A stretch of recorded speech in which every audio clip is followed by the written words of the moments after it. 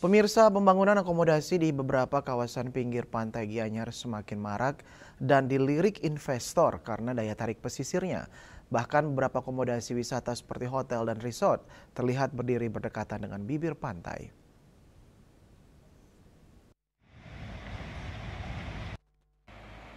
Pantai Purnama Sukawati Gianyar merupakan salah satu pesisir yang ramai dikunjungi wisatawan. Hamparan pantai membentang menarik perhatian wisatawan untuk bermain snorkeling. Daya tarik salah satu pesisir Gianyar ini juga semakin dilirik oleh investor untuk mendirikan akomodasi seperti resort dan villa. Salah satunya yang berdiri di sebelah kanan pintu masuk Pantai Purnama ini. Dari pantauan tim liputan, setidaknya 4 akomodasi telah berdiri dan beroperasi. Terlihat jarak pembangunan akomodasi ini cukup berdekatan dengan bibir pantai.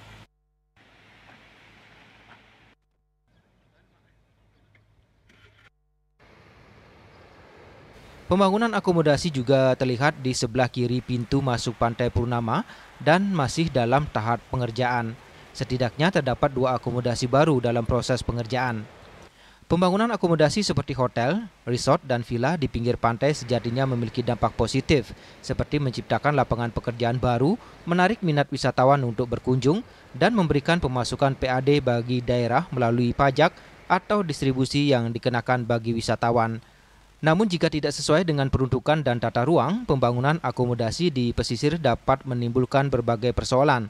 Salah satunya memperparah abrasi dan terkikisnya lahan produktif seperti sawah akibat alih fungsi lahan. Selain penerapan moratorium, pemerintah Kabupaten Gianyar saatnya semakin tegas dalam melakukan pendataan sarana akomodasi pariwisata untuk meningkatkan pendapatan asli daerah atau PAD dan mengendalikan pembangunan yang ada. Ari Wiratmaja, Bali TV.